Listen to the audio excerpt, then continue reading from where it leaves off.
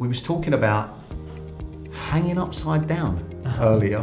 So I was like, I'm like, he's doing this hanging upside down stuff. What's all this about? So can you tell us a little bit more about what that is and how that all started? I always like to go back to the start with so many things, because I just feel like it's very easy to talk about the benefits for it, but the decision that you make, you're like, well, actually, do you know what? This is something that I'm going to consider doing it, and then you take action on it and you're doing it. So take us back to the start where somebody presented, Nigel, what you want to do is hang upside down for a bit, mate. Okay, let's go further back. So 20 years ago, I started to work abroad.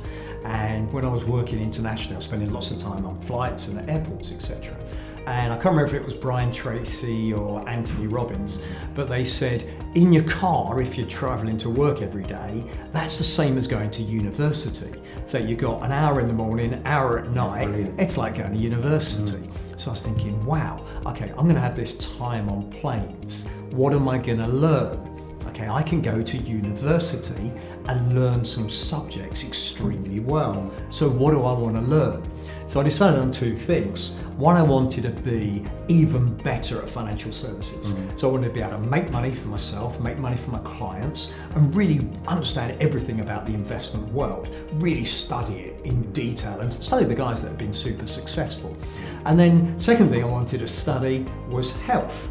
So I actually thought, right, I'm going to spend that time when I'm on planes, etc., reading about health, reading about how I can develop my health. Whilst doing that, there's all sorts of opinions. And I started to go, wow, they're conflicting. Okay, what do I follow? And then I read something that somebody said, which is, look at the science.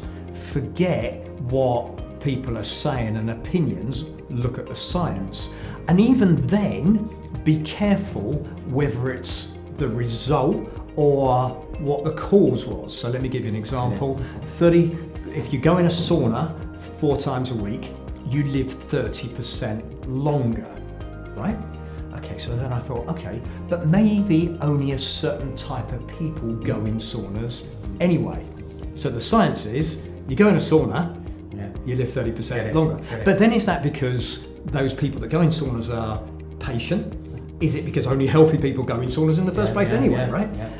What's the character type? So what is it? So I'm careful, but what I do now is I study the science and then see if there was another reason. I almost did do a reverse on it. So the hanging upside down, sorry, long explanation, was I saw some science and a whole load of studies that you get 17% more blood flow if you hang upside down. When you told me this earlier, minutes. I was like, seriously thinking about this? Because I do a lot of travelling as well, and to fire yourself up and have that blood flow. What?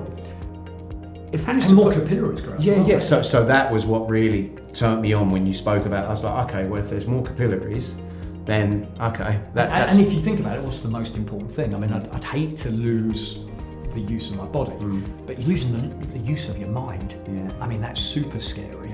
So that's, everything depends on your brain. So that's the number one thing you got to look after. So if you've got more blood flow and you're getting more capillaries, then you're improving the chances of keeping your brain intact and keeping sharp. Brilliant. There's a big drive right now around mental health. So talking about mental health, there's been a lot of suicides and some really bad wrongdoings and stuff. Go around. In our industry, we've seen for 40 years people have been gradually every year living longer. So longevity has been increasing, except for the last 3 years where it's got less.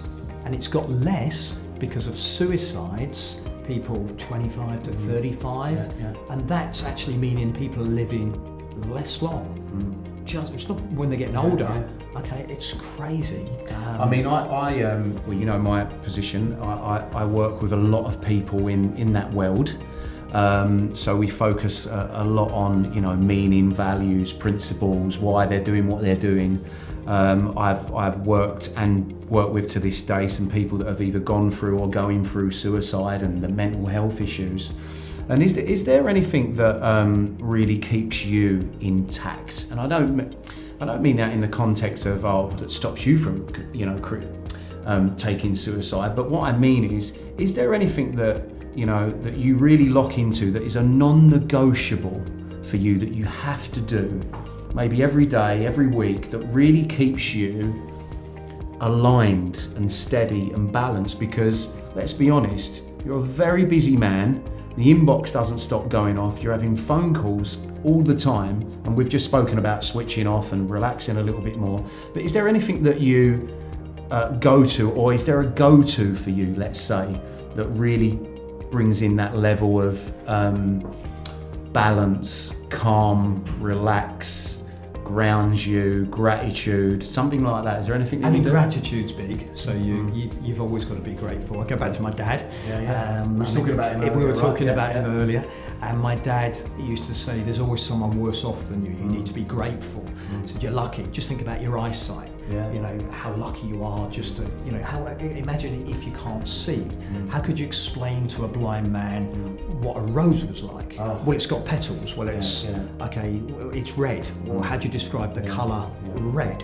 So just think, how much is that worth? How much are your legs worth? So always be grateful for everything you got. And if you don't think you're lucky, go to the burn ward of the hospital. And then you'll know how lucky you are. Agreed. So gratitude is one. I also have, I think, good self-talk. So again, I'm not sure where I got this one from, but I have a card. In fact, I still use cards now, and the card has affirmations. Yeah, brilliant. And believe it or not, I've used it for, I don't know, 30 years, 35 years, maybe 40 years. I am strong-minded, I am positive, I am enthusiastic, I am determined, I am successful, and guess what? I am. Those things. So I think self-talk is extremely important. If we go back to the medical again, is there, and I don't know the answer to this, so I'm not a doctor, are there chemicals that are produced in the brain that some people naturally don't produce as much of? And can you change that? I'd like to think that you can, but I think, you know, serotonin, for example, you know, how do you produce that? It's a sort of feel-good factor in your brain. Also helps you sleep. Some people seem to lack that. I read a book which is called The Edge. I think it's called The Edge, and it's all about the chemicals in your brain. And I was looking, as you guessed by me reading it, for The Edge, and it talks about how you get your brain balanced by making sure that your chemicals are balanced in your brain. So I'm a believer in good food and nutrition as well. And again, I try and look for that balance. And It's also surrounding yourself with people as well. So if I'm going through a tough time, I'm going to make sure I'm surrounding myself for sure with the right people, and I know who they are. I know absolutely who I'm going to spend time with. I think it's really good that you touched on that.